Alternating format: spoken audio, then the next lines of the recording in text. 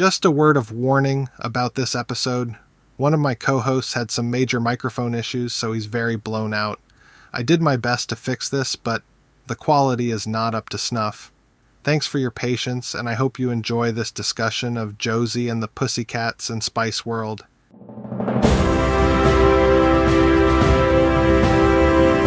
Hold your ears, folks.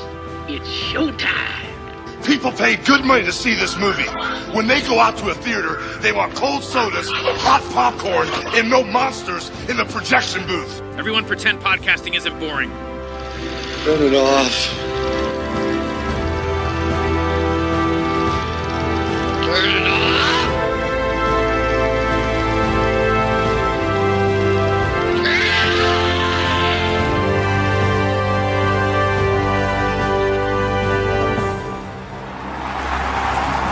For every band, there is a moment when they know they have made it. For one band, this is not that moment. Thank you. Thank you, guys. You're a great crowd. Okay, girls, we need the lane now. And your shoes.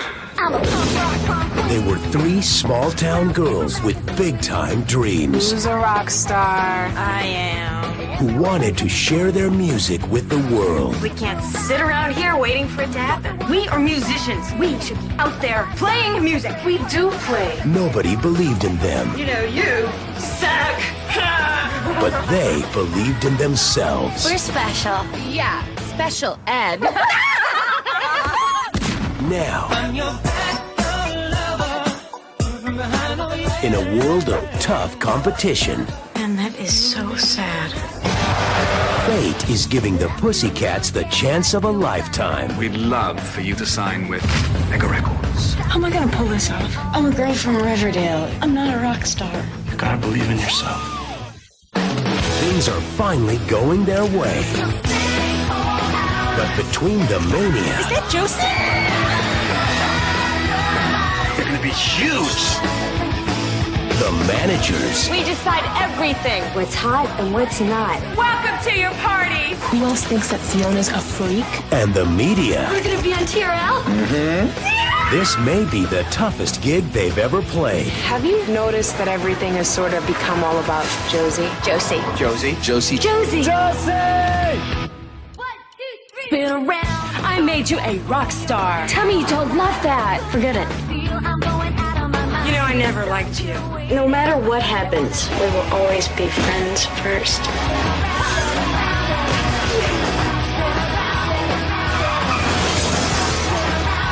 Are you gonna kill me with the guitar? You messed with the wrong pussycat. My bad. Josie and the Pussycats.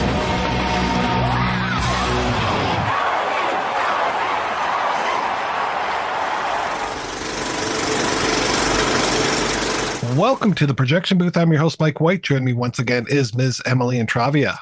Du jour means Emily Intravia. Also back in the booth is Mr. Chris Cummins. Hello, everybody.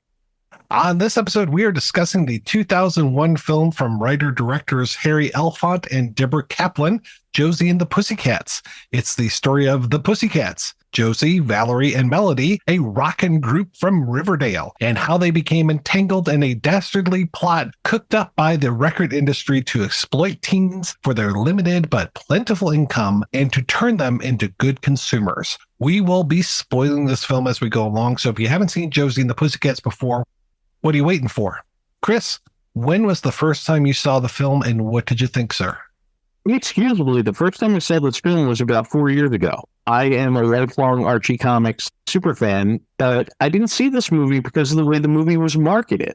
The movie was notoriously marketed to kids, and the trailers and everything did not adequately represent what a smart and funny and ahead of its time in a lot of ways film that this was. So I first saw it about 4 years ago, and I was just blown away by how good the performances are and how incredibly intelligent it is, and very subversive for a mainstream movie that was ostensibly marketed towards teenage girls. And Emily, how about yourself? I would say it was probably somewhere between 2003, 2004. I know it came out in 2001. I was in college, but again, it was also not marketed towards me. I was a young college student who wasn't necessarily seeing movies both that were aimed at little girls as it was positioned. And it didn't seem, even I think the whole Can't Hardly Wait team, had they said from the team that brought You Can't Hardly Wait, I know my friends would have wanted to see it and it would have been something that everybody would have watched, but just nobody knew what it was. At some point, a few years after it came out, it was either on TV one night or on video where enough people had started to talk about it for me to say, oh, maybe I should sit down and watch this. And of course, it's a delight. From the team that gave you Leap Year, that wouldn't have... Did that come before or after? That came after, right? Yeah, that was 2010. Oh, man. Oh, what a trajectory. And I'll say, I'm not the biggest Can't Hardly Wait fan, but it's one of those movies that I think it doesn't speak directly to me, but I know people that really did connect to it. And there's something about it that was very much aimed at this particular demographic that isn't always served well. And I think Josie is that, but taken to a different level in a different place. Yeah, that team needs to do more things that are more of this ilk, perhaps. By the year 2001, when this sucker came out, we had lived through, a decade of these cartoons and TV show adaptations for the big screen of various quality. I know that Deborah Kaplan also happened to work on things like the sequel to The Flintstones. The first one was so bad that I never went back for the second one. She also worked on a very Brady sequel, which is a fantastic film. I was about to say, I will cut you if you're going to talk bad about either of the Brady Bunch movies. Oh, no. The Brady Bunch films are amazing. Throw my tiki on you and see what happens.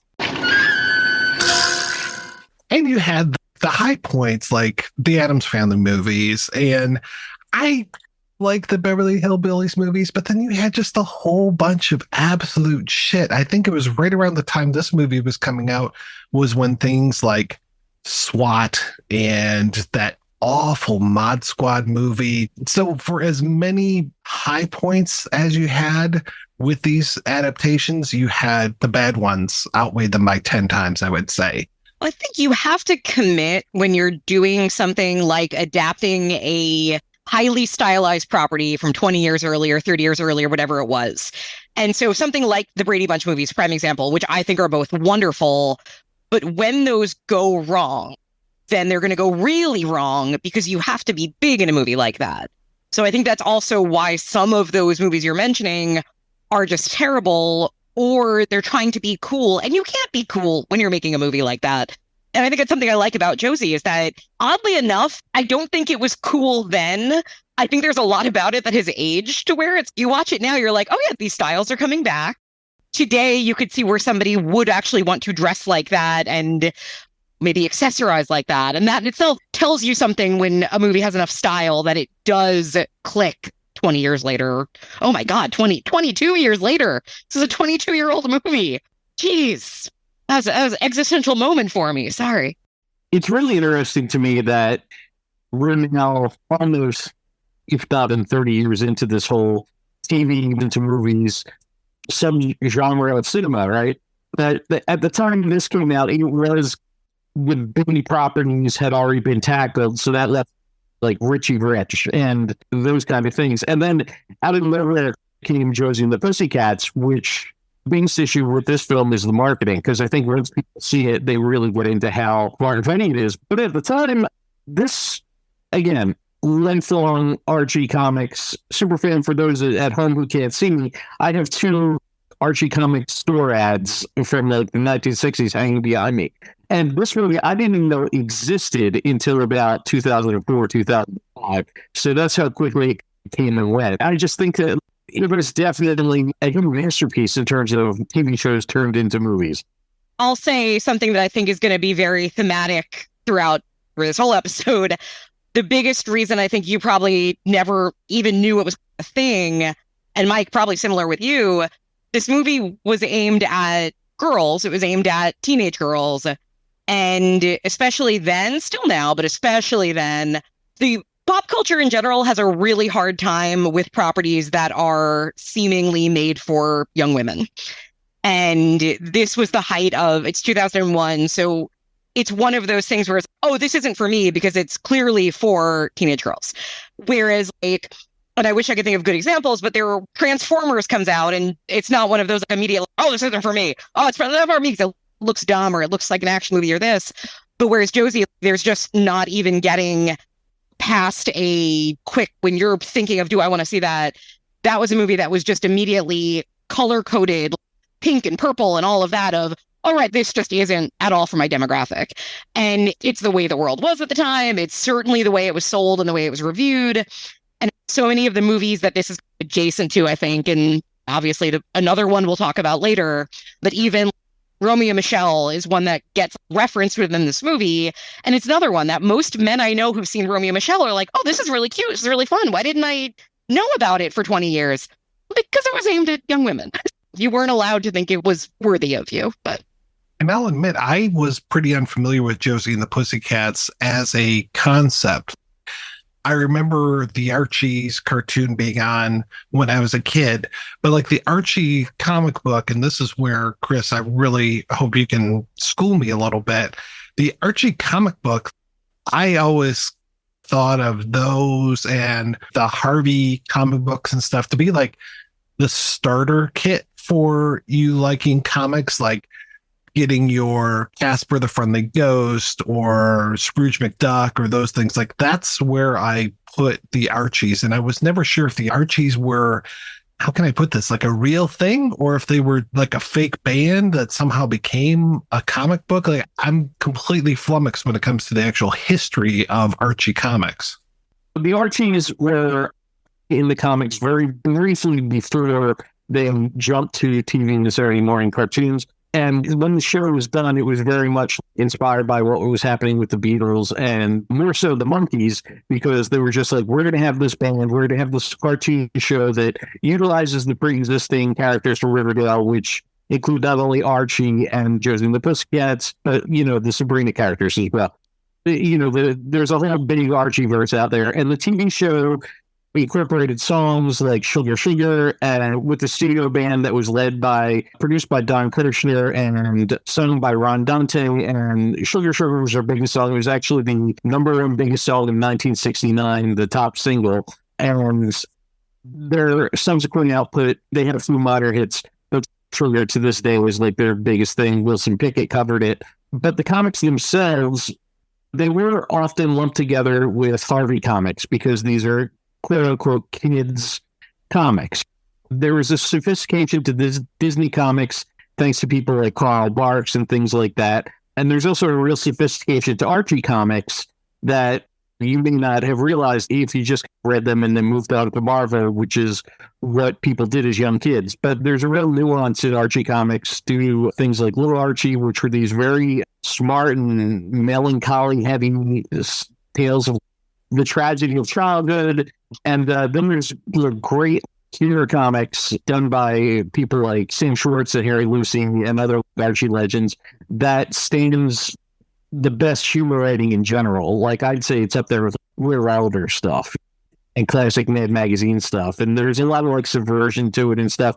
But because it was, you know, you have to realize that the 70s and 80s where I grew up, comics did not have the cachet that they have now.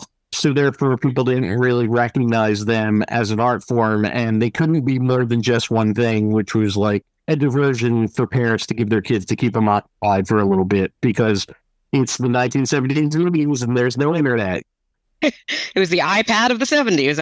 Exactly, yeah. So there's a real rich sophistication to Archie comics and everything that wasn't present in other kind of kids comics, with the exception of some of the Carl Barks Disney stuff. And unfortunately, the Archie cartoon of the 70s, although it put them on like a global platform successfully because of the music spinoff and the merchandising and all the great comics, the cartoon itself is abysmal. It's like some of Filmation, which is not the greatest animation house. It's some of their most terrible work in terms of voice acting and reused backgrounds. And I promise this wouldn't be that long, but that was the wrong Saturday.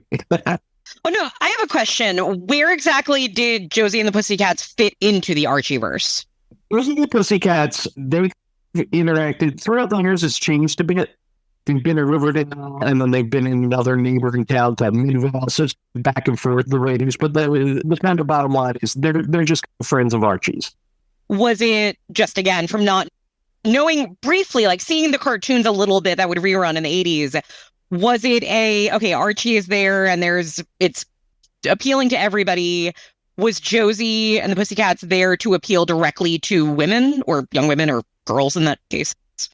That was it. It was very much born out of the women's rights movement in the 70s. The actual cartoon that Hanna-Barbera did really deviated from the Archie comics because they did the whole 1970s mystery. They basically put the Scooby-Doo template on these pretty years for Josie and the Pussycats. And in the second season of the show, they launched them into outer space. And then the comics in the late 70s, early 80s took the lead from the cartoon and had more adventure style story, kind of styled more after.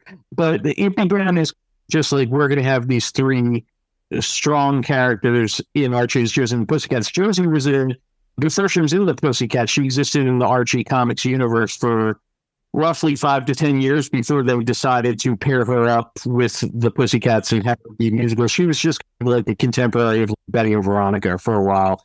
Own kind of solo stories before they formed the Pussycats. Yeah, because I was going to say that the bad girl, like the manager girl, Alex Cabot, which is also the name of one of the ADAs on Law & Order SVU, which is why I remember it.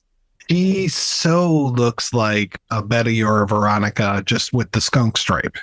She has that great line in the movie, "I'm here because I'm in the comic." And it's Missy Pyle, who looks like a cartoon and knows what to do with her face to be a cartoon character. She's so good.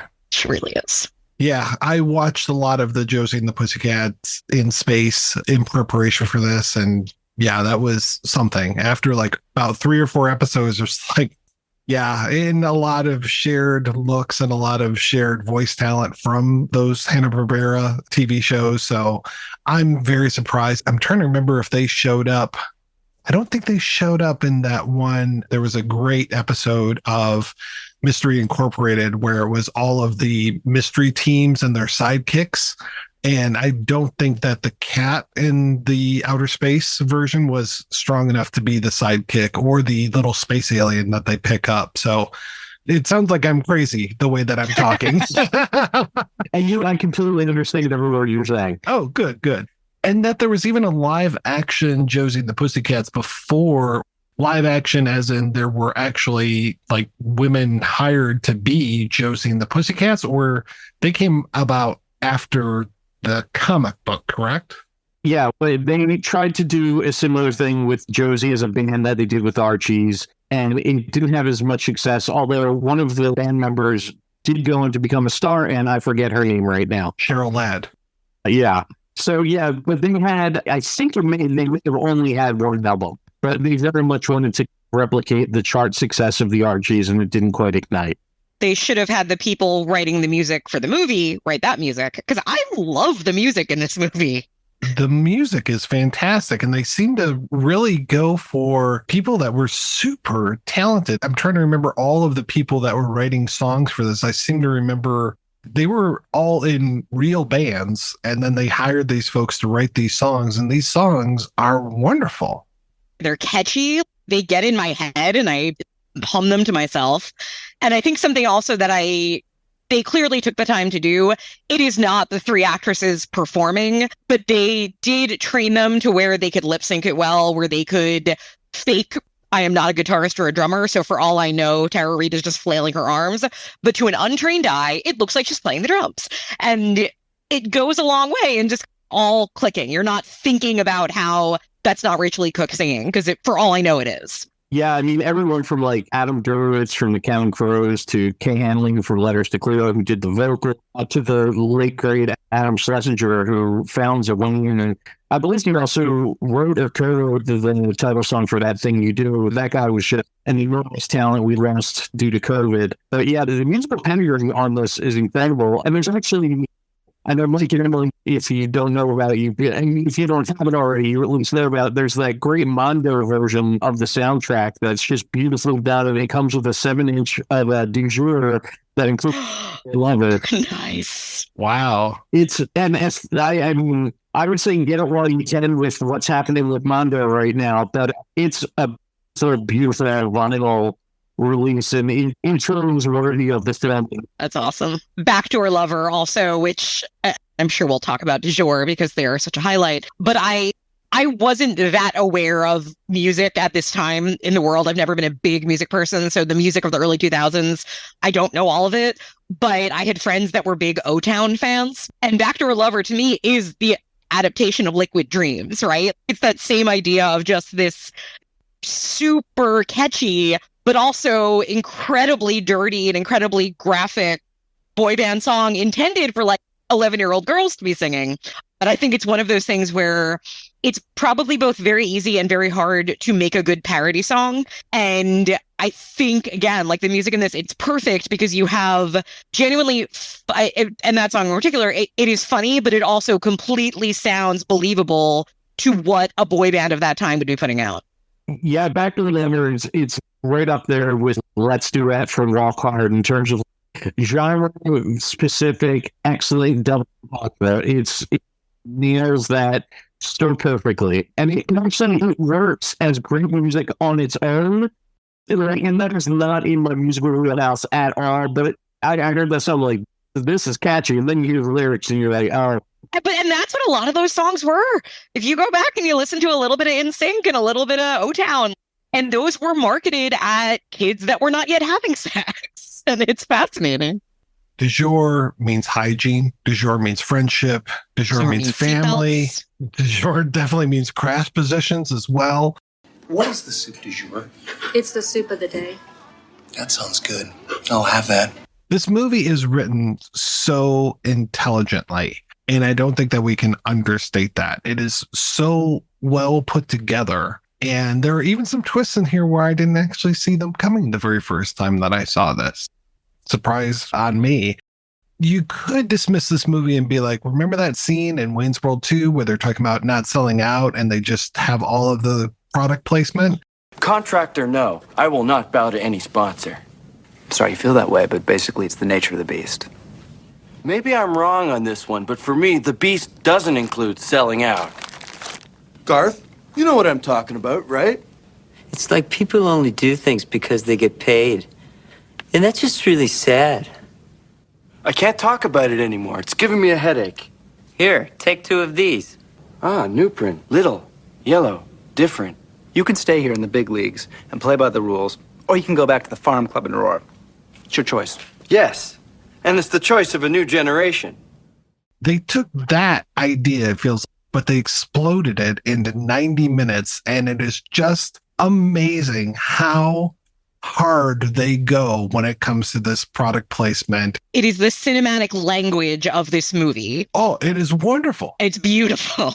Just to look at du jour's plane and to see all of the products in du jour's plane, that it's Target logos everywhere, and Target at this time is trying to be that hip young brand. I think they're still trying to be this hip young brand. And you got your Bounce and your Coke and your Ivory soap and just so many things just being shoved down your throat, and it never lets up. There's not a minute of this film where it's like, this is a thing that just happens on this plane, or it's a thing that happens over here. No, it is everywhere that they go. Even I think in Riverdale, they're affected by all of this commercialism. I think my favorite is when the manager, the other Alex Cabot, it's towards the end of the movie when he's really excited about something. He's drinking Red Bull and he's chugging it down, and it's actually organic to the scene, because as he's drinking it, he's really tense, but he also is holding it right in the camera. And as he's doing it, he just looks and goes, and by the way, this is really good. It's great because it is actively advertising without it being like, because it is so threaded into every character's voice, it works perfectly.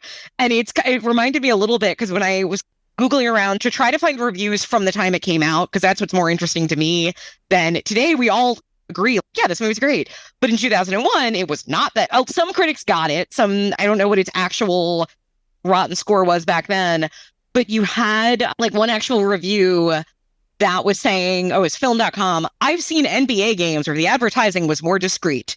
Like, I want to know what that person wrote about Starship Troopers when they saw it. Because, like, how thick is your head that you don't get that it is the joke? That's the most oft mentioned thing in reviews of this movie. That the product phrase that was so crazy is, yes, it is deliberately done. Do you think we weren't going to notice? Amber's movie is terrible. I like when he complains about how the girls' parents aren't looking for them. They're not 12. In this movie, I'm not a person who worships the altar of system even to begin with. And I was just like, wow, you really do not understand this movie. And as a critic, at the respect level Ebert didn't get at the time, certainly the rest of film criticism is going to get it. Which now I love that it has been reevaluated throughout the years, and that people kind of do recognize that same critics do understand is actually one of the smartest things about the film.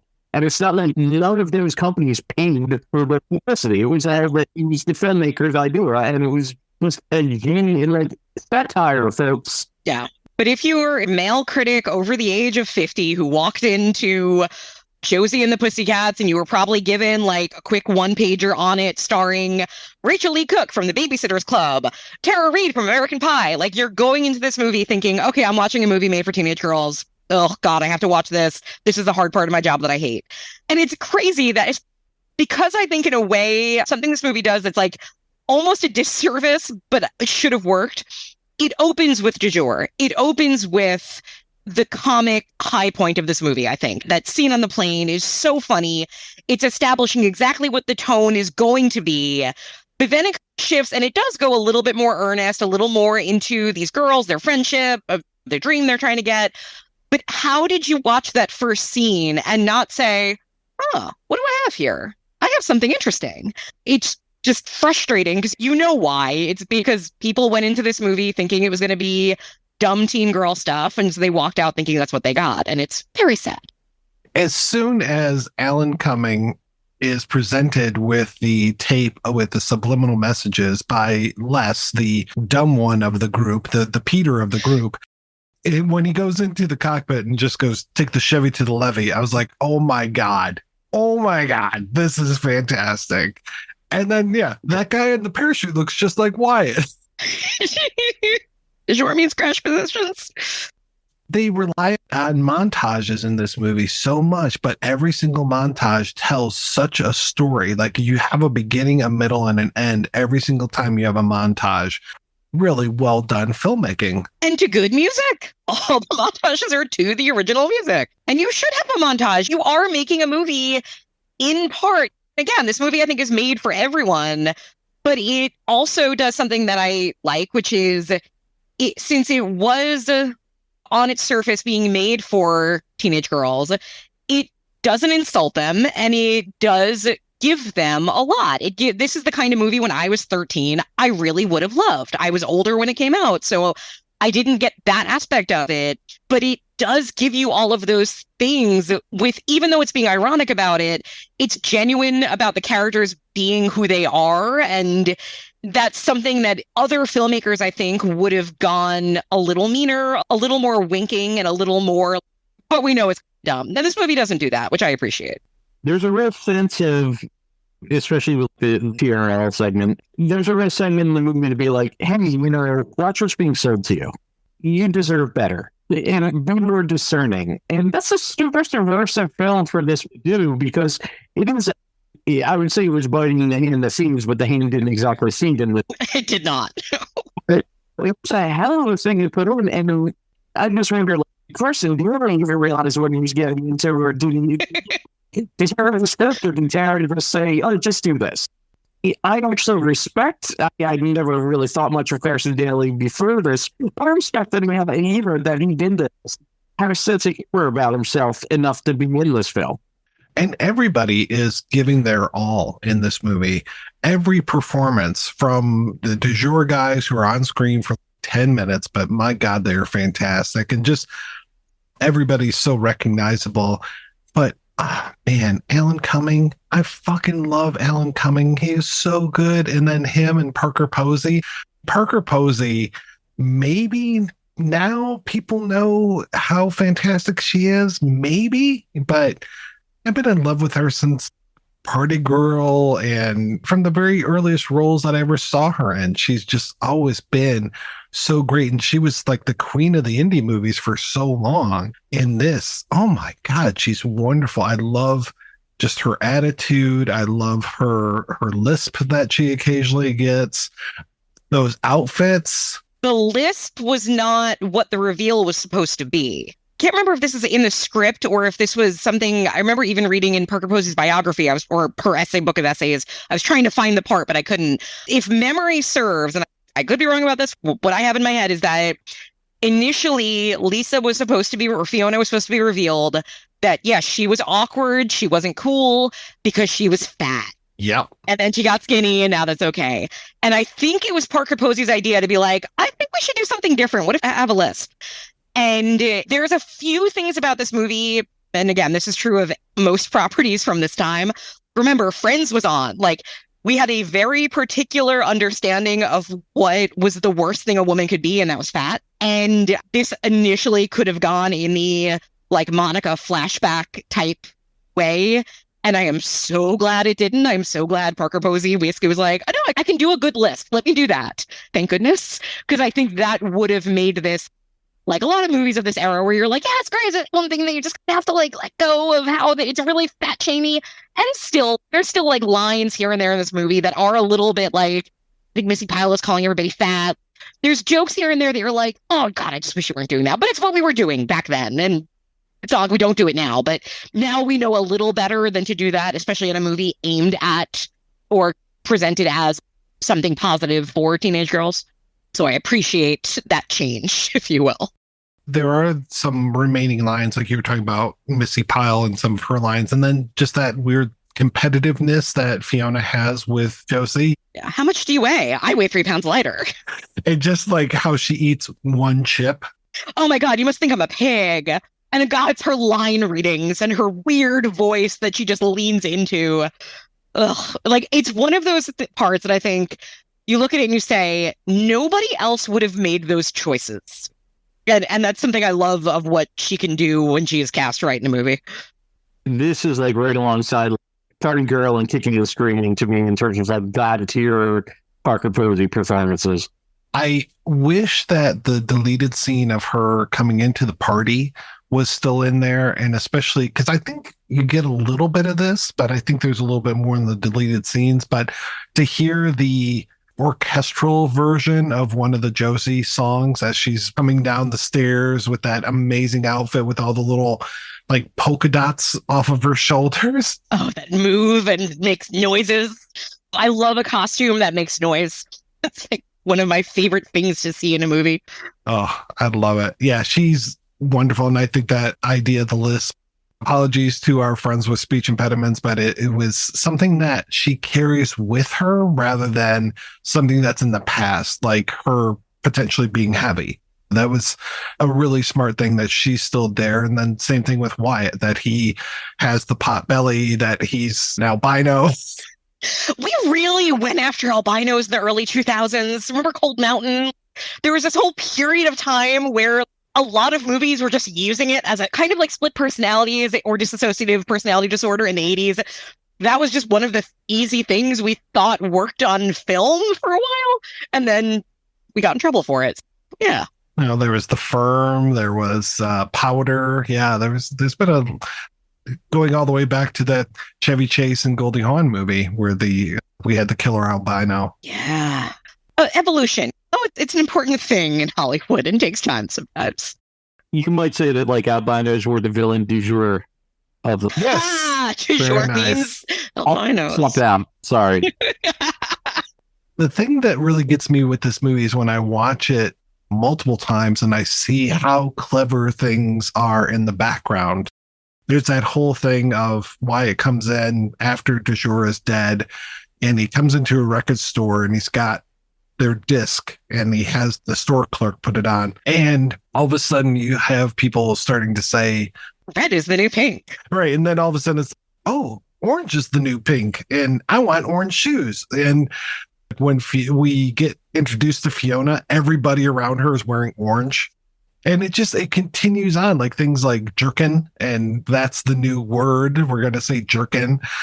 And it just continues. There's just all of these background jokes going on through the entire thing. So it's working on these multiple levels. So watching this film over and over again, you really get rewarded. Which also feels like something kind of comic book like in itself, of just, this isn't so much, I think, visually done comic book style, the way some movies do with different film techniques, but there is something about that where you do have specific images and colors that I feel might be trying to summon that feel. Yeah, and coming from the point of view of an Archie lover comics and the Josie and the Pussycats comics of the 70s, there were always so many background details and gags and things happening. And this movie was definitely a tribute to that in a subtle way too, and I appreciate that. That was like an extra level that, as a fan of the comics, I could appreciate. I think if there's one joke that does not age well in this movie, Mr. Movie Phone. I still think it's funny, but that's because I talked to Mr. Movie Phone a lot in the early 2000s. You and me both. And it's just like one of these things from 2001 where I'm like, I don't know how many people watching this movie now are going to understand this. I need to ask young people that question because we're not going to know. It's like the AOL dial-up sound, forgot to text things that really cherish as part of their pop culture identity. I just think a weird thing we had to deal with, but yeah, it's completely.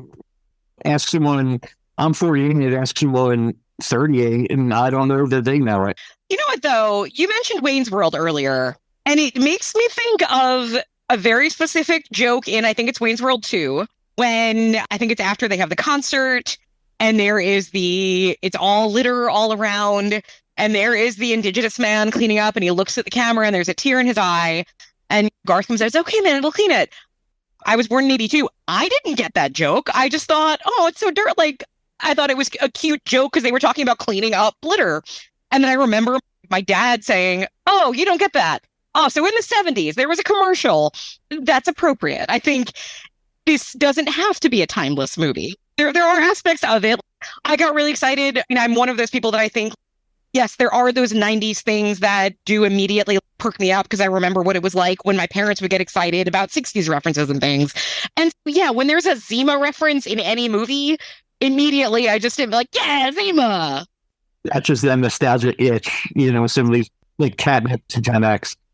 Maybe people that are familiar with Seinfeld reruns will know of Mr. Movie Phone, because I remember him threatening Kramer at one point. Why don't you just tell me the name of the movie you want to see? Yes. Have faith in the youth. They learn. Anyone who's seeing this movie is smart enough to look up Mr. Movie Phone. Anyone who in 2023 is going to actively seek out Josie and the Pussycats, they're in pretty cool. I agree.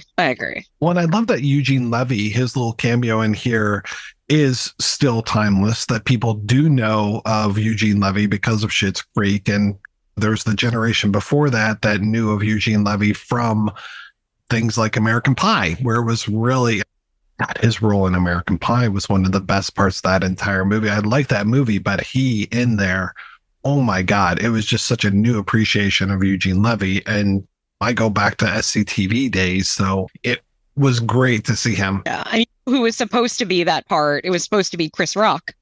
I don't know what happened. I think it was a scheduling thing, but the celebrity that comes out and is giving the educational video was initially Chris Rock, which I think is the greatest recasting, because I just love the idea that on any casting sheet, when you're looking at, oh no, Will Smith dropped out, who are we going to call? Oh no, Catherine O'Hara dropped out. We'll call Parker Posey. Oh no, Chris Rock dropped out. Who's next on the list? For me, he's not a Chris Rock type. Because it makes it even funnier for me, because Chris Rock would have been of age, whereas Eugene Levy is an old man. He's older now, obviously, but he was an old man at the time, talking hip and talking to the government officials. And had the girl in the bikini. He just didn't fit in there whatsoever. It's like he had two left feet. Which he does, based on the movies I've seen. The visuals in this are fantastic. I love the whole, I was talking about the montages, but I love the montage when their album starts to go to the top and you get the Billboard chart. And I didn't realize until I was rewatching it. And I think I was watching with the commentary on that is a set. Part of it is computer generated and filmic tricks. But then when it comes to them under that big number and stuff, it's all a set. I was like, that's amazing. The sets in this film are fantastic. Yeah, it's a smart way of doing that, of them like literally climbing the charts. And I will put out a deep love of Tara Reid in this movie. And as one of those actors who got the wrong end of the stick in Hollywood, because, and again, this is one of those things that like time has been kind. We've reevaluated how we treated Britney Spears. We're doing that whole thing where we're looking back and saying, oh my God, why did Hollywood hate young women in the early 2000s? And Tara Reid was one of those actresses who was hot. She was cast in a lot of comedies. She could play dumb incredibly well and probably made personal decisions that made her an easy target for gossip rags. And just her career was never what it could have been, because she is, I think of thinking of other movies like this, of Drop Dead Gorgeous being like a similar thing where you have a lot of young actresses who are playing kind of extreme types, and how most of those actors like went on, like Amy Adams in that movie is what I think was Tara Reid in this movie, where like she should have gotten more from this, where you see that she could play lovably dumb so well, and she's so charming in it, and it makes me mad thinking like what movies we should have had with her in those parts. It's a really engaging performance on Reed's part. Yeah, it takes a lot to be the dumb one. To know where those beats are for the comedy, because you could step on lines, you could come in too late, you could just not have the chops to be able to do that. Even just simple things like her with all of the signs and stuff, and when she has the one where it's honk if you love pussy cats, and then the way that she reacts when the cars are crashing is just, oh, this is really good. And yeah, just so many of those great lines are like the look on her face when they're going through what people are thinking and they come to her and she's still singing If You're Happy and you Clap Your Hands. If I could go back in time, I'd want to meet Snoopy. Is lines is cinema history. It really is. I'd forgotten it until I just rewatched it again yesterday. And when that line came, I'd forgotten it was there. And when she said it, I just exploded, because it's just so cute and funny and perfect of this character and something nobody else could say. I had to pause the movie. I was laughing so much, and I just like rewound it. I'm like, this is not. And if there's one line to sum up how unexpected Josie the Pussycats is, it's that kind of very. I'm going to change the word surreal because it's so overused, but it works in this. But yeah, it's that kind of really smart, weird humor that this movie has at times that is really unexpected, given what you would think this movie would be. Even like weird little parts like the third person from Captain and Tennille. I love that. I love this like sudden behind the music where we're interviewing the third member of the Captain and Tennille. And just that they chose that band. I love Captain Tennille. Love Will Keep Us Together was like my song when I was 5 years old. I just thought it was the best song ever. So it's just like, oh, cool. Talk to me about Muskrat Love, please. Oh, and the other thing, talking about Parker Posey, is that whole thing about how she says the quiet part loud. That always gets me every single time. And that is a scene that I can imagine when you are directing it, when you are putting it together, you do it and you're like, if it doesn't work, it's just stops everything. I hope it works. You cross your fingers. How do you know if it works? And you don't probably until you're in a screening room and seeing how it works. It does the thing that also is important when you're doing a joke like that, which is you go too long so that it becomes funny again. Oh, yeah. And the guy that she's playing off against, I've seen him in so many things. I think he was in The Good Place, and he's always good and stuff. And just even to see all the extras and stuff, like Catherine Isabel. Yeah, there's so many good people just in the crowd. It's amazing. So what happens when you film in Canada in the early 2000s? Alex M., I was always a little hesitant about him, just as far as like how he works in this movie. But I do like that he's this symbol of purity from Riverdale, that he never gets tarnished and that he becomes a victim like Valerie in this. Another actress that I just can't get enough of, to have Rosario Dawson as Valerie. And just that interaction between her and Josie is so good. And then that use Alan M as this kind of that symbol of what they used to be. He's like a walking bus pass. It works, I think, because it was funny. I was thinking the same as I was watching it this time, was it's one of the things that kind of sometimes brings the movie down a little bit because everything else is so up at a 10 and very over the top. And then you have him and Josie often playing it very straight and playing it like this sweet will they, won't they, like hometown kids that are in love but can't tell. And it's one of those, oh, and it's always there as a thing to make her, take her to the different level. But then you get to their final scene together at the concert. And I was like, oh no, this totally works. Because when you get to, they are now rock stars, they are performing, and suddenly, and he's there, and it's really earnest, but then it gets very funny because they are in the middle of this giant concert and she's just talking to him as if they are just connecting at home. And just even the way they word things, like, no, I know you don't feel the same way about me. Wait, explain to me what you meant when you said that you don't think I feel the same way about you. It's so awkward and wrong that it works because it is then over the top by playing it straight. It's playing it straight in a big scenario that makes it over the top. And it's really, I realized this time watching that, I'm like, man, that's smart. It's really smart. Yeah, this whole movie is smart. Like I said, it's put together so well. The one twist that I didn't necessarily see coming was I didn't think it was Les from the band coming back from de jour. He's the only one who wasn't probably like the other four actors, I think, could only work one day. Yeah. And yeah, when they are there, quote unquote, there in the body cast, but he's not. And I'm just like, there's no way that's. Seth Green was a busy man that time. Yeah. No, I'm sure that the Breckenmeyer and Donald Faison were not in those casts. The monkey might have been, though. We don't know. It might have been. Yeah. Oh, and speaking of, one other thing that is interesting, and I had to look at the dates to figure out when it all happened, but the Simpsons episode. There is a Simpsons episode that aired February. This came out in April of 2001. The Simpsons episode aired in February. I didn't do the research, but I had to imagine this was pushed back a little bit because of 9/11, but I could be wrong. It just feels like it's a movie that has plane crashes in it, and it was, oh no, it was before 9/11, wasn't it? Yeah. That was probably another reason why it got quiet for a while. But there was the Simpsons episode where Bart is recruited to be in a boy band, and the boy band, it's Nelson, it's Milhouse, it's Ralph, I think. And they are actually pawns of the government who have subliminal messages in the music that is telling everybody to join the Navy. It's a very similar story, obviously. Just sheer coincidence, I am sure. That weird thing that happens, like the Deep Impact. What were the two? Armageddon. Yeah. Like how that always comes in twos. I don't know, 2001 was the year of pop music being used to tell subliminal messages by the government, but worth checking out. It's funny because whenever I hear the phrase, I said the quiet part loud, I always think of Homer Simpson. There you go. Makes sense. Direct tie. They predicted everything, right? Isn't that the series of memes? Pretty much, unfortunately. They predicted Josie and the Pussycats, too. They did. 2 months early. So funny.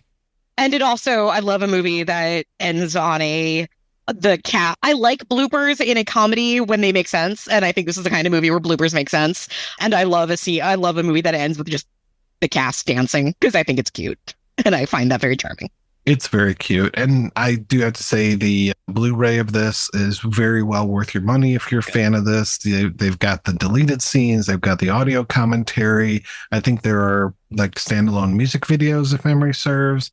There's a couple of making ofs and it's such a time capsule too, because they're all so young, and it's babyface Rosario Dawson out around with Tara Reid, and it's just very cute. Yeah, it's super cute. Yeah, just to think that this was Rosario Dawson had already been in Kids like 6 years prior, and to think that as we're recording this, Ashoka just had the trailer premiere at the Star Wars, whatever the heck you call it. And I'm just like, she's still just plowing through life, man.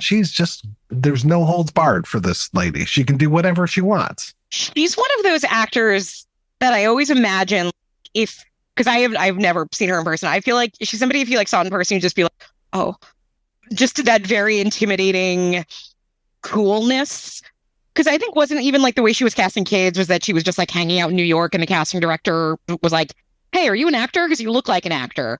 there's just something like really cool about her that I completely buy her as a rock star because she looks like she should be a rock star. Yeah, and Rachel Lee Cook, who I don't think we've talked too much about in this episode, she does a phenomenal job. And it's just like, why do I not see more Rachel Lee Cook in things, please? This doesn't make any sense to me. She should be everywhere. She had a big career when she was young. And again, I say big career because she's probably about my age. She was in the Babysitters Club. She was in this. She's all that. Like, she had that like ingenue thing going for a long time. And then I think it was, again, one of those things where like nobody found what to do with her. So she's worked steadily. You skim through her IMDb and every year she had multiple things, but I don't know, just never the roles or the projects that you'd want to see her in. I don't know, put her in an Apple TV series. I'm sure she'd be great in one. They make a million of them we don't know about. I would love to see her have that Christina Ricci resurgence. Put her in like a... Oh my God, why isn't she in Yellow Jackets? It only seems like someone they would put in Yellow Jackets. Season 3 Yellow Jackets. Tweak it out. The one thing that I can say I'm really glad about, we mentioned the ladies that played Josie and the Pussycats back in the 70s.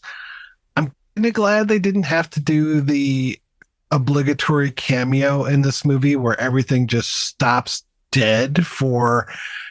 If you don't recognize these people, that's okay, but your parents probably do. And that's just so awkward every single time. And the ones that really get me are where you think it's an homage or a cameo, and then it ends up not being. And you're just like, oh, that was just a weird decision on the part of the director to leave that in there for a while. Yeah, I think that's one of the benefits of the real life Josie and the Pussycats music group not taking off and not being, yeah. No need to give anybody work. They couldn't do it. And then Josie and the Pussycats come back, right? In a different incarnation in that Riverdale TV show? They sure do. Yeah. They're a huge part of the early seasons of Riverdale. There was a spin-off of Riverdale called Katie Keene that lasted a season, and Josie was a main character on that. And then they brought back the cast of Josie and the Pussycats characters for kind of wrap up the episode of Riverdale, where at the end of the episode, they sent them to solve mysteries in New Orleans. So it was very much like a callback to the cartoon. A really nice touch, but Josie and the Pussycats are going to go completely differently, very serious on Riverdale, but they do a really nice job. They cover a lot of songs on Riverdale, but they've never done like 3 small words or pretend to be nice, which is a bummer. I hope you need a shout out to this movie. All right, we're going to take a break, and we'll be right back after these brief messages. Classicy is a film journey to the East, a curated streaming service offering the best of contemporary and classic cinema from Eastern Europe and Asia. Using coupon code Mike50, you can get Classicy membership for just $5.50 a month, giving you the opportunity to sample award-winning films, documentaries, silent masterpieces, classic comedies, and more. You could also get access to the Classicy Journal, exclusive cast and director interviews, video essays, and watch lists. Visit klassiki.online and sign up now to start your adventure in film.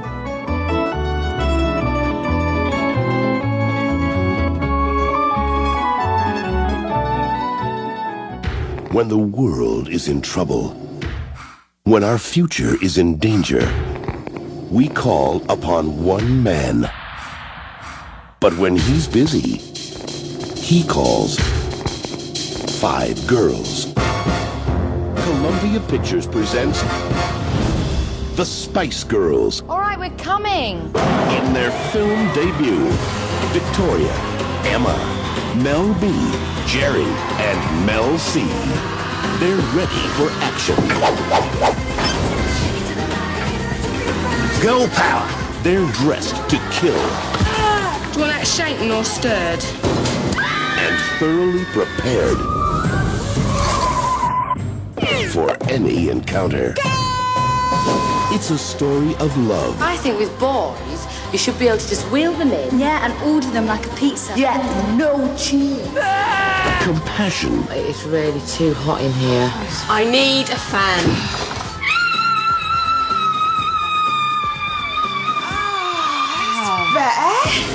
giant misunderstanding. When the speeding melon hits the wall, there's Christmas for the crows. What did he say? I haven't a clue. That's more like it. This January. Would you like an hors d'oeuvre? No. But I'll have one of these pie things. Make your choice. Oh, I like the blonde one. No. Sporty. Rock your world. And spice up your life with the Spice Girls. Spice World. Yeah, but can they act? Blah, blah, blah. Girl power, feminism. Do you know what I mean?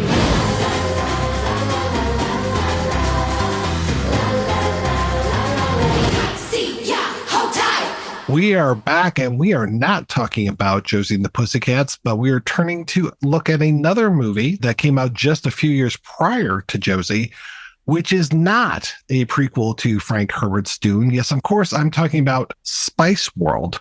Spice World, the vehicle, almost literally vehicle, for the Spice Girls that came out in 1997. It was directed by Bob Spears, written mostly by Kim Fuller, with a little bit of extra writing by Jamie Curtis, and based on an idea by the Spice Girls.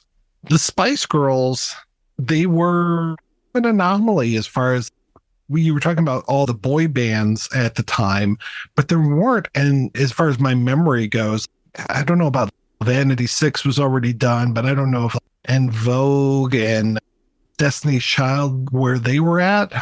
Destiny's Child was around. When I think of female music of this era, or female bands of this era, No Doubt comes to my mind, just because that was what people I knew thought was cool. That was the epitome of the perfect woman to both girls and guys I knew at this era. I'm going to say I love the Spice Girls. And in a way I shouldn't have, because they were not aimed at me. I think what was beautiful about the Spice Girls was that they were unapologetic about what they were. It was no secret that they were a monkeys-like band of having been assembled and auditioned, but they were in different parts doing the work. I think Jerry Halliwell wrote most of the music, or a good chunk of it. And when they came out, it was a sort of alternative to cool music. It was bops. It was just catchy. It was auto-tuned, but it was beats that you could move to and dance to. And there was like perspective behind it. Everybody rolls their eyes at girl power, but in a way, it really wasn't what they were trying to do. It was about them being very confident in what they were and who they were. And yes, you boil that down to, I'm the sporty one, I'm the posh one, I'm the cute one, I'm the redheaded one that we never quite figured out what I am. So in this movie, I'm both the smart one and occasionally the sexy one. I don't really know. But like, all that being said, I think, again, this is another thing that has been reevaluated quite a lot over the years. Spice World came out. I was 16 when it came out. It came out in like January of 1998 in the States.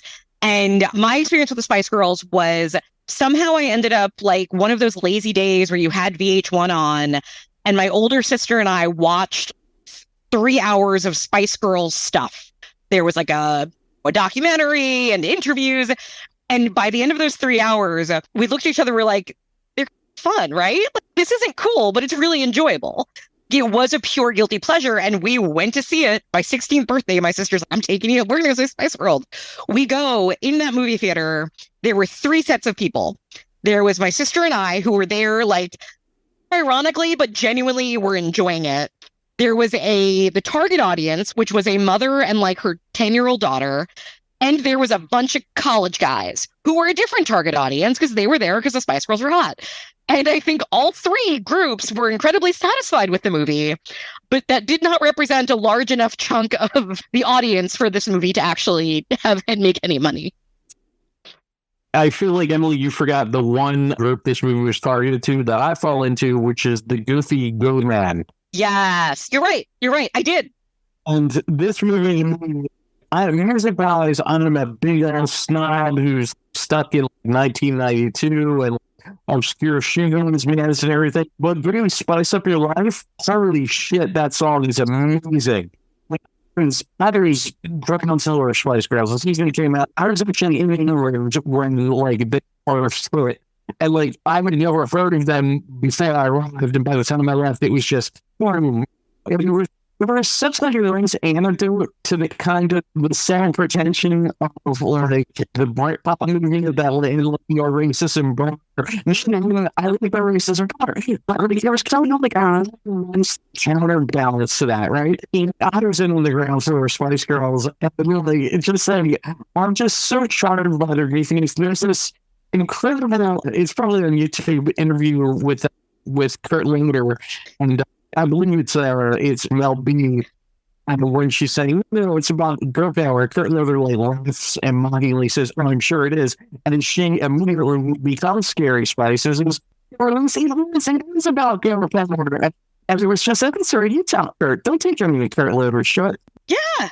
And you watch this movie today, and they are 100% like, they're feminists. They dress how they want. They act how they want. They are not intimidated by people. They are not sacrificing anything for the relationships in their life. Their relationships are their friends.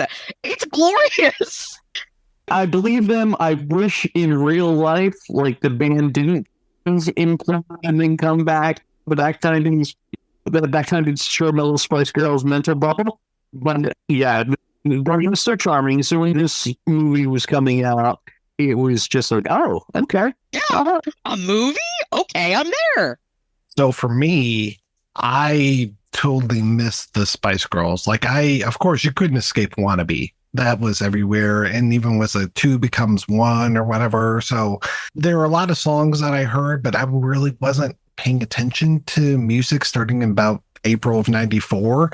So I went for a while without knowing anything. And then by the time this movie came out, I was 27 and going through a divorce. So this completely passed me by. It wasn't until years later that I finally saw it on cable.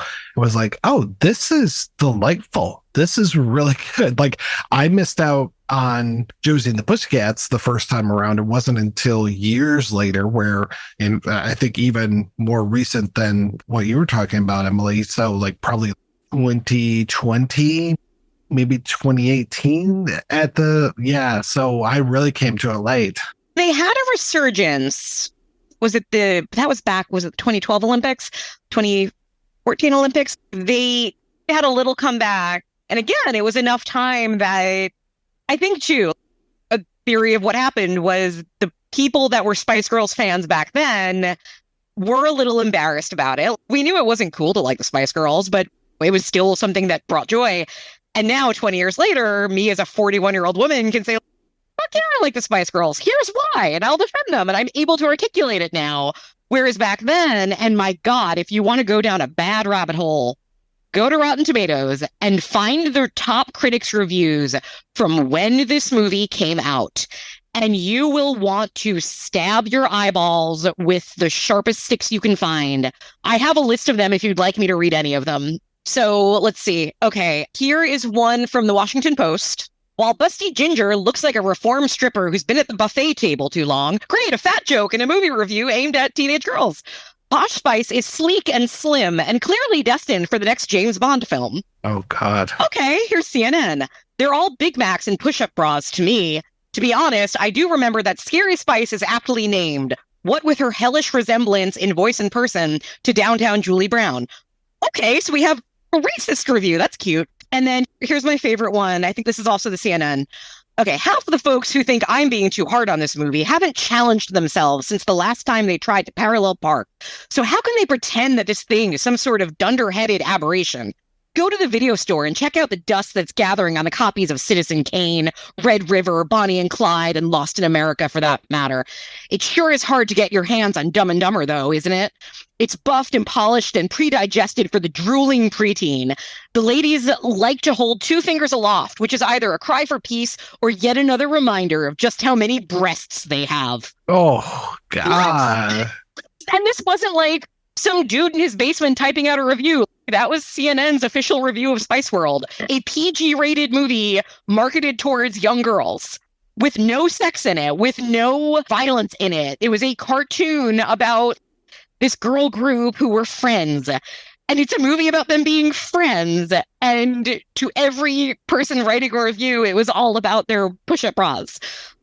It's just abhorrent and just really does put you back in that time of, my God, we can talk about a lot of periods of American cultural times when we were awful to different demographics. We were really bad to young women in this era. Yeah, unfortunately, there's a lot of reasons why both of these movies that are being covered in this era, in this episode, link together. But that's an unfortunate one, is just how things were marketed towards young girls and how, like, the negativity that we're just looking at these people so casually. Like, critics are just, wow. It's just another reason why I'm not a big fan of critics. Yeah. There's one more from the Chicago Reader that I think also speaks to something very specific about what they thought these characters were supposed to be. A pregnant friend wants them to be godmothers is meant to represent their estrangement from social and family lives. But the device just draws attention to the fact that the group's appeal is based on something antithetical to their maternal instincts. What? They're not women because they're not mothers? Wow. What? Wow. If that doesn't make you a Spice Girls fan, because then you're immediately like, I gotta defend these broads. My gosh. Yeah. There's so much clear hate towards women in those reviews that it's disgusting. Yeah. Wow. Yeah. Really disgusting. I'm so glad that everyone here is a fan of them and this, because now we can try to get into the fun aspects of this goofy ass movie. To know, yeah, that's some John Simon level critical answer right there. Emily, I think you really nailed it when you said this is a cartoon movie, because the characters do feel very cartoonish, and I could see this being adapted as a cartoon very easily. And you get those jokes like, basically their tour bus is the TARDIS, right? Because they're just so huge inside. But yet it doesn't have a toilet. Yeah. It has a shower, but not a toilet. Right. The Brady Bunch house. We talked about the cast when we're talking about Josie and the Pussycats. The level of talent that's involved in this from all over the place. You've got Richard E. Grant as the manager, Alan Cummins again in this as the embedded reporter, who reminded me of ABBA the movie. You've got Meatloaf as the bus driver, George Wendt and Mark McKinney as two filmmakers. You've got Roger Moore as the shadowy man behind the scenes. I love Roger Moore in this so much. I love the gag of just the animal changing, of just a cat and then finally a pig. It's just the dumbest thing, and it makes me so happy. The self-awareness of Roger Moore and his performance in this film, it's beautiful. Yeah. Is wonderful. Yeah. Oh, yeah. Barry Humphries, Dame Edna herself in here as this newspaper editor, and Richard O'Brien, just like, where did you come from, man, as this amazing paparazzi and doing some of the best gags since the Ali G movie. It's just, this is amazing. Yeah, like the cast is stacked. Oh, God, yes. But then there's like enough, like the fact that George Wendt and Mark McKinney are also in this, which you mentioned, and it's just like, that's, I remember how British audiences felt about those two being in there, because I don't know at the time how well Kids in the Hall were known in the UK. I certainly don't know the feeling on Cheers. It's just, it's so random that they were both in it. Like, I got the litany of British, iconic people being in this film, but then the news too, I love them. But it's just, that's a really strange casting choice. Those are strange casting choices to me. When you get Jason Fleming also showing up in here, one of his earlier roles, and if you don't know the name, the face, you've seen this guy in so many things. I just was rewatching From Hell, and of course he shows up in there. The little cameos in here, Bob Geldof and the whole makeover thing. Yeah, Stephen Fry. Yeah, it's just amazing, this cast. And they know when to really lay it on thick, and they know when to back it off, because the Spice Girls, for all intents and purposes, they're not actresses, but they do a phenomenal job in this. They're great. Yeah. I think some are better than others. I think the movie kind of understands who can carry what, but for what they're called on to do. And for me, still, I remember thinking this when I saw it over 20 years ago now, walking away and being like, Victoria Beckham is hilarious. Just everything she does. It's just that thing where you have a very specific thing you do, and you do it the same way every time. And she makes me laugh the most in this movie. There is a real, almost effortlessness, if that's the proper word, to their performances in here. And I think a huge degree of that is the thing that really excited me about this movie is that Bob Spears directed it, who directed Fawlty Towers. I think it's the second season of Fawlty Towers, and the first, if not the very first, but maybe the first couple of Absolutely Fabulous series. So that is a legitimate British comedy director, and that's going to say this kind of.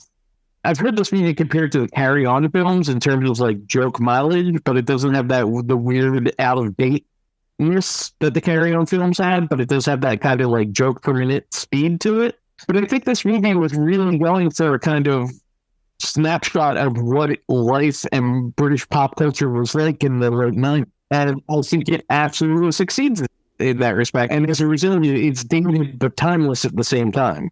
Yeah, it's funny because it is obviously very 90s, but it doesn't feel specifically 90s. And part of that might be because it is pulling so many cameos from actors better known in the 70s and 80s. And the other part might just be because it's really British. So there's a lot about it that feels not like my 90s, but probably was British 90s. I think if you looked at it, you would clock the year, but maybe not as easily as maybe Josie, which I think feels very 2001. I honestly thought these movies released closer together. I didn't realize there was a 4-year gap because I was just like, what was this weird thing with Alan Cummins being in these two movies in the same year? And it's, no, that's not right. That is not right. Yeah, and it didn't do well, right? It wasn't a total bomb. I think it probably did better in Europe than in the States. And I don't know that there was ever a plan to do like a Spice World 2, although I feel like it could have done like a Wayne's World 2 thing and actually maybe even been better. Yeah, I think you're absolutely right. And yeah, the Spice Girls were not treated very kindly in the US, but I will tell you, budget of 25 million, box office of 100 million, but it doesn't break it down into which country gave what. So, yeah, because I remember it being gone very quickly here. Yeah, I think it was considered a bomb in the States, and it came out in the end of January, which is typically the time that you dump movies. Although for me, it's always like the best time of the year because that's when all the terrible horror movies that are actually good come out. But I guess it must have been a thing where internationally, and I think not even just England, I think a lot of other parts of the country really loved the Spice Girls. And why wouldn't you? They're delightful. This was like one of those movies that was really big in Japan. I could see that. Apparently there's a scene that we've never seen from this movie that Gary Glitter had a 4-minute cameo, and he was found out about the child pornography right before it came out. So they went ahead and deleted that from the print. And though they sing "I'm the Leader of the Gang," which is a Gary Glitter song, but they just excised him right out of the movie. Interesting. Yeah. In that regard, it's interesting that Jimmy Savile isn't in this movie. Yes. I was like, here, at that point, he was a beloved figure in British pop culture. That would have been weird if Savile remained here. You know, this seems like the sort of thing he would pop up in, which fortunately he didn't. Yeah. I wonder, I didn't look too much up because there still hasn't been like a big DVD release of this. I have a VHS of it somewhere that I thankfully didn't throw out because it's very hard to find. It deserves, I want a 10-hour documentary about it. I always gathered that this was made pretty quickly because it does feel like, as much as it is trying to do a day in the life, there is something missing tying everything together. It seems like this is a case where it's like they had to strike where the iron was hot. The nature of a pop band like this was that it was only going to be popular for so long, so you have to get the movie out quickly. And it does feel like there is, at a certain point, you realize, oh, there's a concert tonight. We have to get to the concert. But that's like halfway through the movie when suddenly it's the day of the concert. And there does seem there could have been one more pass at a script that just turned it into that day or set it up to where it was a clear line. And there's something very charming about the fact that it is mostly standalone scenes that all tie together. But some of like all the George Wendt scenes, you can tell they filmed all of those in a day. They're all the same backing and everything else. And it's just one of those, I love that it is what it is. There's a part of me that's, no, but if I could go back in time and meet Snoopy, and after I met Snoopy, I would then say, hey guys, can you just delay filming for a month and really work on that script and see what else we could do? Because I think there is a way, this was not forgotten. I think a lot of people think of this movie fondly or say, I should go back to that. But I feel like one of the reasons it hasn't had that full on reconsideration is that it's really fun, but it's still hard to tell somebody who isn't in the mind space for it, so that like to defend it as, no, it's actually really good. I don't know that it is really good. I just think it's really fun and does what it wants to do. I wish it just wanted to do it a little bit more tightly. That's it. Everything you said there is just so excellent because you really know the essence of this movie, and then that it's, I always felt like vignettes that were missing something in the editing, or I think a major sequence that was kind of up towards the end. I see it kind of like one feel. So when you said the thing about holding on to your VHSs, yeah, where's like the Arrow films release of this? Where's the commentary track? Nothing. Because I do believe that there's enough people who on nostalgia would buy this, even in the time of dwindling physical media. If you do like a really solid Blu-ray release, or God forbid 4K, that's just a bit out there. It would be a really interesting thing to put out there. But yeah, it's almost there. It's like 95% there, which is rather you're putting in the script. That's such an excellent point. Yeah, if they do pause, yeah, I don't know if it's sounding right that, but that you nailed it. Yeah, absolutely. Yeah, I think especially when you watch it so close to Josie, which is that Josie is like perfectly tight and knows exactly what it's doing. And like this, you're like, oh, this is like the movie that Josie almost was if Josie didn't have a little more time to get to where it was. Yeah, Alamo Draft House or some rep with the less Trebison background. Surely, I don't forget. I don't forget. This seems like an idea of the whole feature for me. The Spice Girls, I think, are all friends again. And this is the 25th anniversary. They should put it out there. Yeah, because apparently the 20th anniversary edition was released back in 2018, and it was an Australian release. So what? That something is up with that. Maybe is it like, because it's not all their music. Even their music might be owned by multiple. Because I think that was part of what drove Jerry away at one point. I think was just some of the songwriting and credit and all of that. I don't know if there's any of that left. Apparently, all of the songs that were Spice Girl songs in here were being written while the movie was being done. Because this is their second album. It's called Spice World, but it's all one word. And then the movie is Spice World, 2 words. I keep getting confused on if this is 2 words or 1 word. Thank you. That explains it. Yes, that is why. And they didn't have songs yet. So they were writing and doing this at the same time. The pressure on them, just the pressure overall, and especially because they were British stars. So you got those fucking tabloids and all the paparazzi over there. Oh, God, the British tabloids. And I'm sorry, not to offend any British people, but British people, why are you so obsessed with women's weight? Even more so than Americans. But they're like just that whole thing. And just to have been a young, because they were young. I'm sure they were all a little older than they probably were presented as initially. I think that was always a thing of Jerry Halliwell was a couple of years older than the rest of them, but still, they were in their 20s. They were early 20s. They were babies. And they were just being thrust into paparazzi, taking pictures of them at the worst angles and calling them fat, and then telling them they had eating disorders and that they were bad examples for little girls. And that was a whole other thing. And I was trying to figure out, because I thought there was a connection here. I don't know that there was, although there probably is in a bigger cultural history, because they were marketed towards young girls. That was the idea. And some of their songs are about sex, but they're also, again, they're not offensive. They're all positive. They're all about taking charge. They're actually good songs for young women to hear. But there was a lot of, oh, and the way they dress. Of course, they're dressed like this because this is the way you expect young women to dress at this time. And I was trying to like plot when Bratz dolls came out. Remember the Bratz dolls? They were like Barbie. They're like LOL dolls now. Yes, they were like presented as younger with the big heads and the big eyes and like even tinier clothing. And it felt in some ways like when I remember the first time I saw a Bratz doll, I was like, oh, is that Spice Girls? Because I have Spice Girls dolls somewhere around here. I thought it was like a Spice Girls doll, realized it wasn't. And that you had this sort of age where you started sexualizing young women, but also punishing them for it and telling them they were terrible for doing that. And I don't think the Spice Girls in any way started that. I think it was just one more on that path to culture deciding how they felt about it. And it just a weird little stepping stone there. But it's really interesting to look at one of the producers' careers, Barnaby Thompson, and just to see your questioning as far as the popularity of the Kids in the Hall. The movie before this that he produced was Brain Candy. Yeah. Before that, Tommy Boy.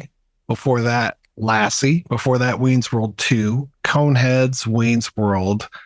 It's an interesting career because we have mentioned Wayne's World quite a few times during this episode. There's an alien connection with the alien scene in this movie, which I think is adorable.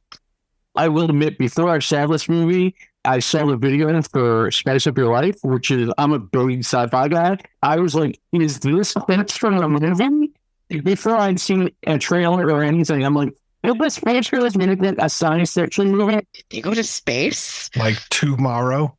I'm like, yeah, because I actually love Tomorrow, Mike. Like most franchises, it takes them a couple of installments to get to space. But had they done a Spice World 2, it had to be Spice World 2 out of this world. It writes itself, and then they go to space. They're playing a concert on the moon. For a galaxy, and that's the whole thing. And it's Richard E. Grant, like, with a helmet, and, like, he keeps fogging it up because he keeps getting and he's trying to smoke in the helmet. Come on, Hollywood.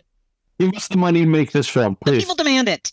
Richard E. Grant. I mean, he's always been good, but there are certain roles where he just shines. And yes, he is so good in this movie. And apparently he did it because, like, he had a teenage daughter who was like, Dad, you need to do the Spice World movie. And he was like, all right. And he did it. And his daughter came to set every day. And I remember there was, I don't know if it was an oral history or just like an article about everything Spice a couple of years ago, probably for the anniversaries. And he was talking about it. And it sounded like he was still so fond of everything that some of his daughter stayed in touch with the Spice Girls. They would text each other years later. And just all of that, where I like when you watch a movie that is goofy and fun and you realize, oh no, and they had fun making it, and it shows on screen, which I appreciate. Yeah, that's always appreciated to know those stories are just like, oh yeah, no, they really got along or they became friends after this. It's, oh, that's so sweet. Just to go back again to the Bob Spears thing, just because, I mean, I can't emphasize enough how, as like a British comedy nerd, the fact that they got him, which was, it was a real get, because this was a high-profile movie, and he was hot ass and absolutely fabulous at that point. That he already knows how to direct comedy, and I think he really knows how to elicit performances out of people. Yeah, it's a really good point, because he's directing 5 women who are not film actresses, who have to own that screen and have to be likable and have to have jokes land when they are not comedians. And he does an excellent job of getting those performances. Editing can only go so far, right? Obviously, they're all extremely talented. Talent in singing and performing does not necessarily overlap into doing comedy, right? And I mean, the performances you can use, like, again, Melbourne's is, I always go back and forth with my favorite Spice Girls. But I'll take a chance to have the edit. They're all doing film here. She does some stuff with facial expressions and stuff that's really the next level. And I think like part of that is being coached properly, and part of that is just natural ability. And I think the fact that there's camaraderie and fun, and a sense of, you have to think about them at this point in their career and their lives to be like, what is going on here? And you get either a chance to get really serious about it or have fun with it. And I think they really had fun with it. And that's the finished product. Yeah. Not to bum us out, but anything we can do to fix this. Currently on IMDb, do you know what the rating out of 10 is for Spice World? I'm going to say like 3. I say 1. It's 3.6 out of 10. Oh. I am not, and again, we've discussed in this episode, I'm not a critical guy. I'm not a Rotten Tomatoes guy. It's just like, but people, do you not like fun? And then The Citizen Kanes of the world exists and the Red Ribbons exist, but you know what else exists? The Spice Girls. The Josie the Pussycats. Would you like to know what Transformers, Michael Bay's 2007's Transformers, has on IMDb? I'm going to say 7? You're exactly right. 7.0. Yeah, of course. Of course. Where's the score of Spice World?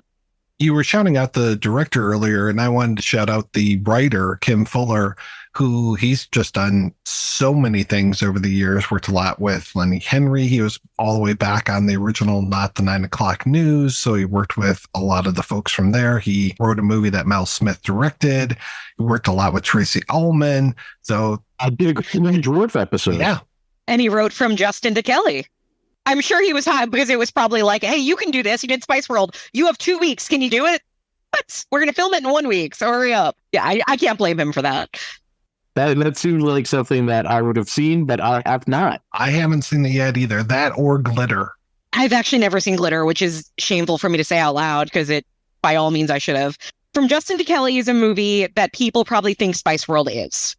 The people who do watch Spice World were like, oh, fuck, 3.0 on IMDb.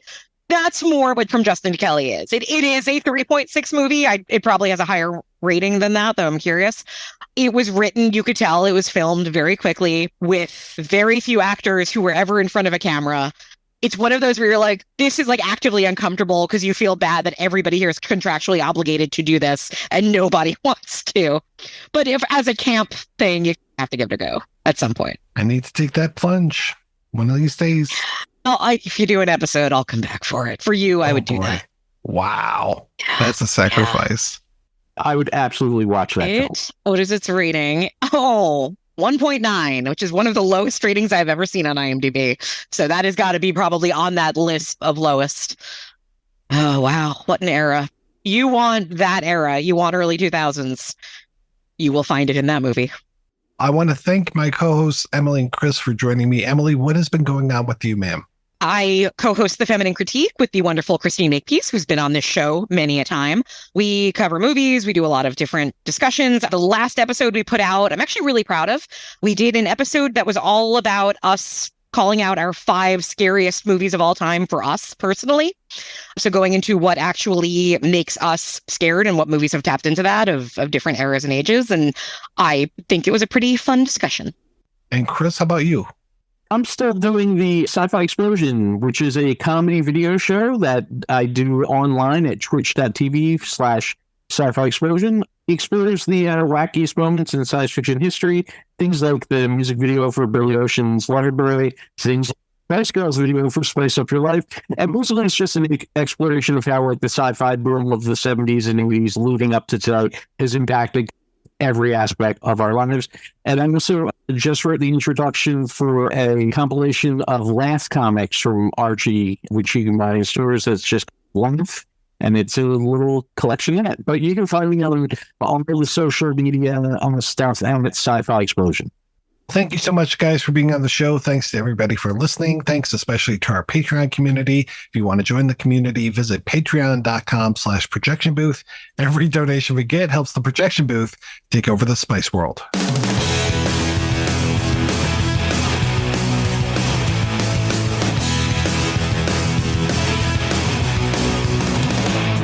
I'm a punk rock prom queen, brown paper magazine, hotter than you've ever seen, and everywhere in between. I'm a 10 ticket through ride, don't you wanna come inside? A 5-star triple threat, hardest of the hard to get, no one's little red carpet, it's nothing but me get. 6 whole hours and 5 long days for all your lives to come undone.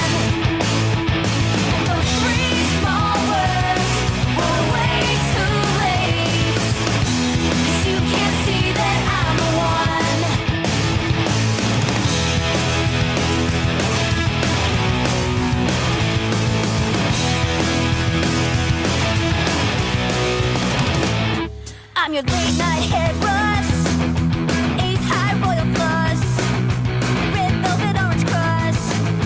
You just don't impress me much. A glossy double cover spread, opened up inside your